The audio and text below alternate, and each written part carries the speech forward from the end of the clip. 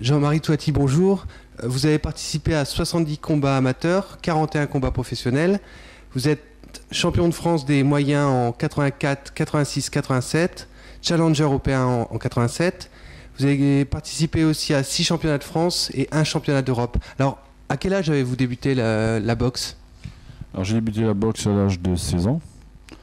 Et disons que mes copains d'école allaient à la boxe, puis c'est vrai que quand nous sommes jeunes, on a besoin aussi de s'exprimer.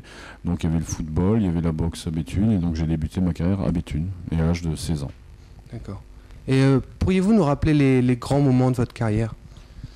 Les grands moments de la carrière, c'est-à-dire que quand on débute, on a toujours un peu d'appréhension, quoi, parce que c'est quand même un sport de combat où il y a des coups.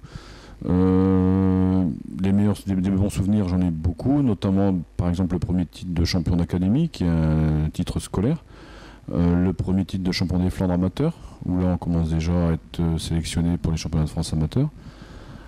Et j'étais donc 3 fois champion des Flandres amateurs, 3 années suivantes, 76, 77, 78. Et bien sûr, le plus beau des titres, c'est le premier titre de champion de France professionnel des mi-moyens.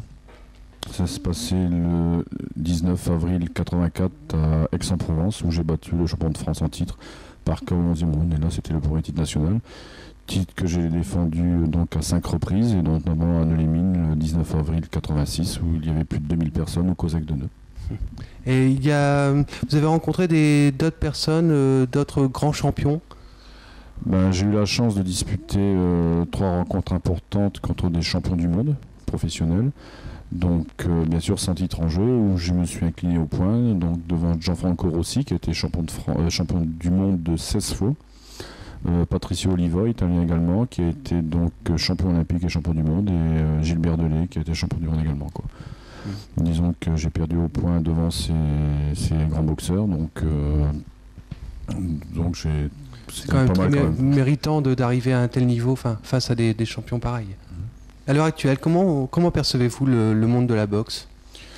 Disons que la boxe c'est quand même le business, quoi. C'est-à-dire que maintenant c'est beaucoup sport, spectacle, argent.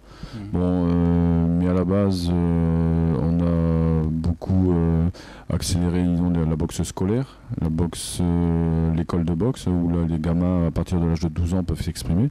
Ça s'appelle la boxe éducative. Suite à ça, je dis aussi que les personnes, puisque nous avons une école de boxe à Neulémine, des personnes nous amenaient donc leurs enfants. C'est une formidable école de vie parce que ça leur permet de se développer, de calmer leur agressivité. D'apprendre à le fair play surtout, de respecter l'adversaire. Donc, et c'est un sport qui développe toutes les parties du corps, quoi. Même si c'est pas pour faire des champions un jour. Donc c'est une très bonne école de vie. Maintenant la boxe c'est beaucoup télévision. On regrette un peu parce qu'aujourd'hui les gens ont du mal à se déplacer dans les salles de boxe, parce qu'avec un championnat du monde à la télévision dans son fauteuil, on évite d'aller dans les salles et connaître les ambiances comme nous avons connues il y a une quinzaine d'années. Et quel conseil donneriez-vous à un jeune qui souhaite se lancer dans la boxe? Disons déjà d'écouter son professeur, c'est important. D'avoir une bonne hygiène de vie, parce que la boxe, le sport, comme tout sport d'ailleurs, c'est pas lié avec la cigarette et d'autres choses. Ça lui permettra surtout de prendre confiance en lui, ça lui servira donc notamment dans ses études. Et puis d'y croire, quoi, et puis d'aimer ce sport, parce qu'avant tout il faut aimer le sport qu'on pratique. Bien, Jean-Marie Toiti, je vous remercie beaucoup. De rien, merci à vous.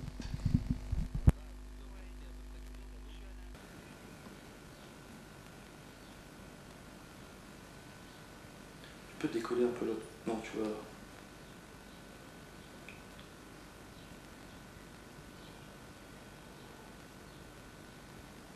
Impeccable. L'autre.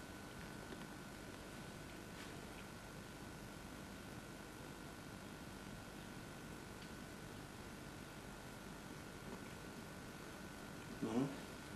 Tu peux prendre la suite. Ouais. Voilà.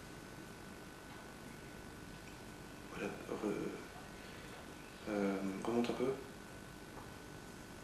Encore. On descend là. Parce qu'il y a le bas. Attends, je vais resserrer un peu. Attends, vas-y.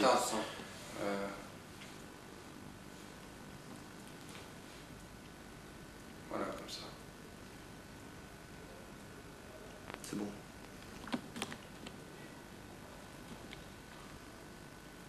C'est bon.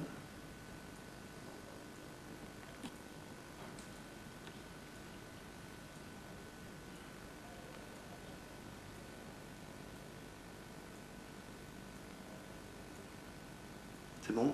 C'est bon.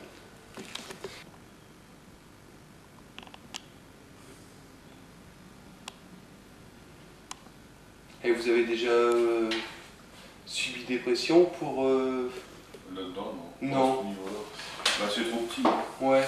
On est quoi? On n'est pas grand-chose quand tout le monde fait. Non, ça avait les voyages parce que ça m'a jamais dérangé. J'ai toujours. Bah, il y a la pression du public, ça, par le public qui hurle pour l'autre, l'arbitre qui peut être enclin à l'aider un petit peu, il y a un accroche. Ça devrait rester. Ouais, c'est bien d'avoir le réflexe tout de Bah, suite. la réflexe, parce qu'en général, on l'a quand on passe pro. Mais Ouais, voilà.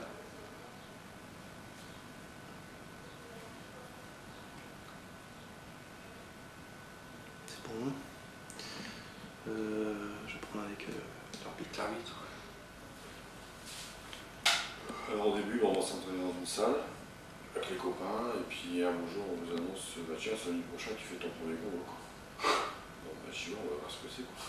Ouais. On a la trouille quand même. Parce qu'entre s'entraîner et puis bah, le 1er décembre, je faisais mon premier combat, 2 mois après. Et puis bah, j'ai gagné qu'au premier round le premier combat, amateur. Et j'ai gagné les 20. C'est bon, les 20 premiers combats, j'ai tous Les 20 premiers combats, vous avez tout gagné. tout gagné. Donc bah, c'est pour ça que. Ouais, ça fait 3 ans qu'ils ont fait plus de boxe in the points. Ouais, c'est ce que. Ils sont partis à Mazagar, donc j'ai pas. Bah, moi j'avais plus le temps avec mon métier. Ce qui fait que l'autre prof que j'avais mis en place, comme il était Mazagar, la ville de Mazagar avait une salle, donc ça a bien tombé. Quoi. Ouais. C'est dommage. Enfin, c'est bien. Alors, enfin, le club va pas continuer. Bon, bah, maintenant, si j'aurais un entraîneur, je dis pas qu'à la rigueur, moi je peux plus entraîner. Quoi. Je me suis fait brevet, j'ai pas le temps. Quoi. C'est bon. C'est bon? C'est pas